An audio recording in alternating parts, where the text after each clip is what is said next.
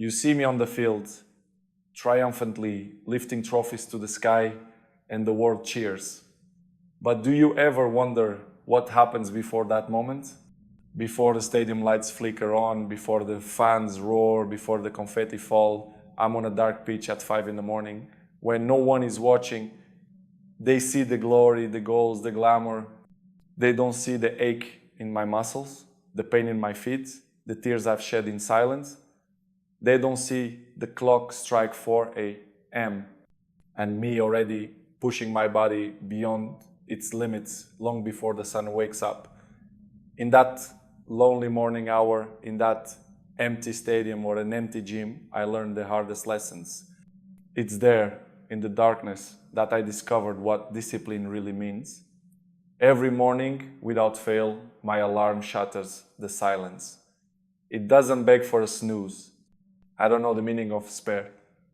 I lace up my boots, pull my hood over my head, and step into a world where no one expected me to be a champion. I run when I feel like stopping.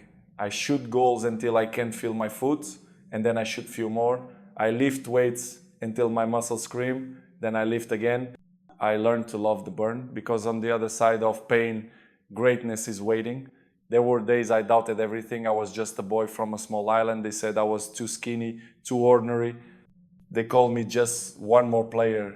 At night, that voice in my head whisper, "Who do you think you are?" I had an answer for that voice. I was a dreamer, and my dreams didn't listen to anyone's doubts. So I kept going, day after day, year after year. Early mornings turned into late nights. I studied the game, I studied myself. I'd pass the ball against a wall until darkness fell. I'd sprint in the rain while the world slept. No one was there to record it. No one was there to applaud. That was part of the point. The work was mine alone, and my results would speak for themselves. Pain became my companion and my teacher. Cramped calves, aching legs, a heart heavy from sacrifice, I embraced them. I remember a season of injuries when every muscle turned against me. Doctors said maybe my best days were over, but pain couldn't silence me, only taught me resilience. I came back stronger, hungrier, more determined than ever. I remember nights in the locker room, alone, reflecting.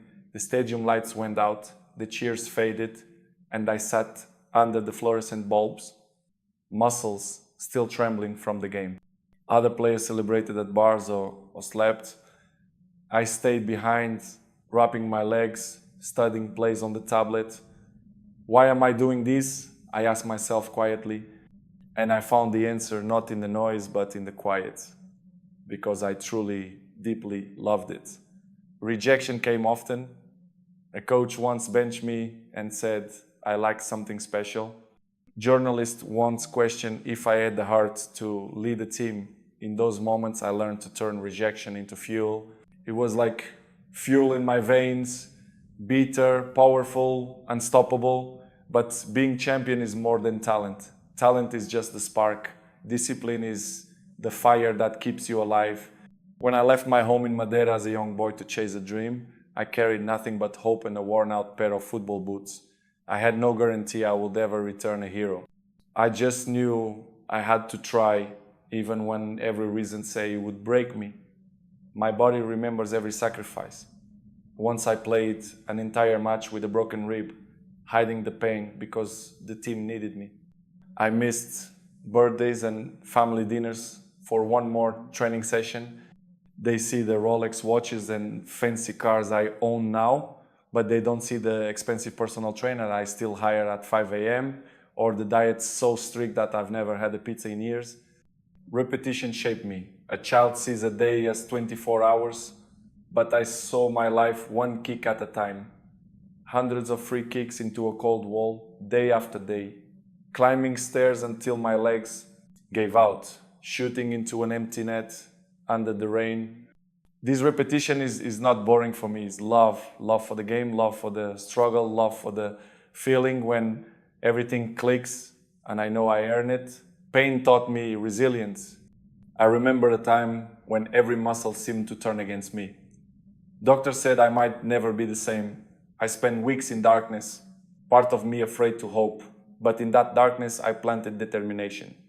When they questioned me, I look in the mirror and saw a warrior, a fighter who would never give up. These lessons, discipline, repetition, pain, sacrifice, carved my mindset. They made me understand something simple. If greatness is gonna find me, it has to find me working. It has to find me awake when others sleep. Because success isn't something that just happens on a stage in front of cameras.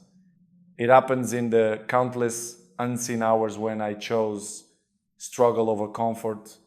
Every hero has a moment when the dream almost dies.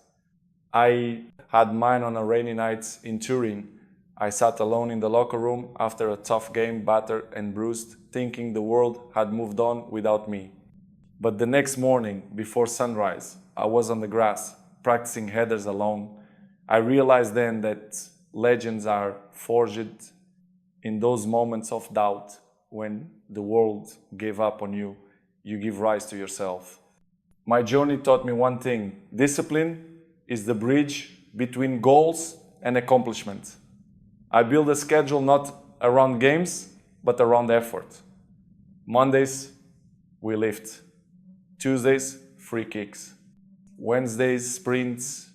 You might see a vacation on my calendar, but I see recovery, visualization, the silent steps I take, so I never fall again. I confess, I have an obsession.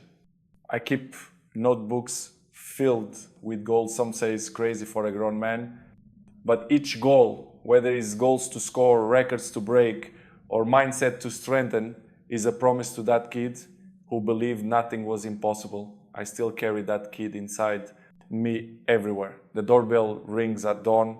Could be destiny, but it's probably just the trainer with a nice pack. Every stretch I do, every protein shake I make, I know someone out there isn't. That difference has been the key. Look at me now, 5 Golden Ball trophies, medals everywhere. It looks like the story ends here, but it's only one chapter. I want more. The path to the next trophy is the same as always, more work. How do you handle days when the whole world doubts you, when your muscles give out and your body wants to quit? I've been there. The fear hits, your vision blurs, and you silence it with one more drop of sweat, one more minute of pain. Then you're unstoppable again. Motivation fades, habit carries you. So I made my habits unbreakable. At 5 a.m. the alarm rings. It doesn't ask if I'm ready. It just starts the day and I have to catch up to it. I'm addicted to progress, addicted to the challenge, addicted to proving that no matter what, I will be back on top. Rain or party, I do it gladly because I know the greatness party is down the road. Lonely, yes. While kids my age played games, I was sprinting on the field or chasing a ball on the beach alone. People thought I was crazy. But I realized the crazy ones make history. Normal people are good to watch. Crazy ones change the game. Rise with the sun every single morning. No matter where I am, hotel in a foreign city or my own bed in Lisbon, I set the alarm. That one step out of bed is half the battle won. Discipline beats talent when talent doesn't work. And every day I choose discipline. I make no excuses. Rain, snow, injury, slump, they are just words. Pain is temporary, pride is forever. When my foot hurts, I think of fans who need me. When my mind is tired, I remember the kid who left home with nothing but hope in his hands. I focus on the process, not the outcome. If I control my effort, the results will take care of themselves.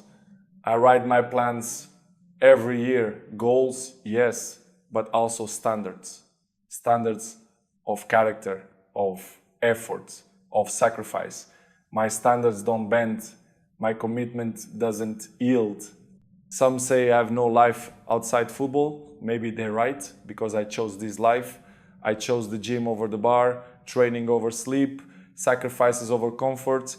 I skip parties and dinners, and I'm okay with it. Every scene I skipped was a rehearsal for the ones I performed. In those empty hours, I often ask myself, what story am I writing? I smile because I like the story so far. It's not just about titles, it's about being so relentless that people wonder, how does he do it? I do it because I owe it to my own potential. Here's the hardest truth. Trophies are not as sweet as the sacrifices. The extra hour, the skipped meal, pushing through pain, that's a taste of victory to me. I wear my sacrifices proudly, like medals on my chest. Looking back, I see a boy standing on a muddy field in Madeira, boots too big, dreams too big. He could never have imagined this life. And yet, here we are, believe in small beginnings. If you're training when no one watches, you are already winning. I know you might be sitting there wondering if this is possible for you too. Let me tell you, it is. I was once just a boy with a ball and a dream, just like you might be sitting with your own dream. The difference was I learned that talent will only take you so far. Beyond that, the journey is made in moments when no one is watching. Right now, think about your own life. What are the moments no one sees? Is it hitting the gym after work, practicing that skill while the world sleeps, or reading one more chapter instead of scrolling your phone? Those moments, they define the future you're building. The truth is simple. If you want to be great, be willing to feel like a fool. When others rest, push yourself. When others doubt, believe in yourself louder. When others give up, keep going. Because behind every success story is 100 untold stories of pain, sacrifice, and determination. This journey never stops. Even now, I am training. When the cameras went off, the applause faded, and I was alone on that field or in that gym. That's when I truly became Cristiano Ronaldo. Remember, no one ever said the path to greatness was easy. In fact, it's designed to break you. But with every step you refuse to take and every drop of sweat you choose to spill, you rebuild yourself stronger. So I challenge you right here, right now. Look inside, find that fire. Every champion has that flame. Nurture it in secret, find it in silence, and one day it will light up the world. I want to share something deeply personal. My father believed in me even when nobody else did. When I was a kid, he told me I could be anything if I worked for it. He took me to that first dawn training session, cheering me on even as he fought his own battles. When he passed away, my world shattered, but I remember his words. Every day since, I trained not only for myself, but for him and for the boy on the pitch who was scared, yet hopeful. Pain is personal. Waking up alone on Christmas because you're training on the field. Watching kids run home to dinner while you run laps. Seeing headlines about your failure and feeling that sting. I've known all of it. That pain didn't break me, it built me. I feel pride when the crowd stares. But true pride burns inside, knowing the discipline they don't see and the hunger in my eyes, even as a champion. That hunger comes from never feeling finish. What is the price of greatness? Everything. Every lonely morning, every aching muscle, every missed normal moment. They see the highlights, but not the long nights, not the doubts, not the tears. They don't see how I answered them with another training session. Remember, I trained when nobody was watching. When I had every reason to quit, I pushed harder. That's the secret I learned. If I can do it, if a kid from Madeira can, you can too. If you're serious about greatness, drop a comment and say, I'll train when no one's watching.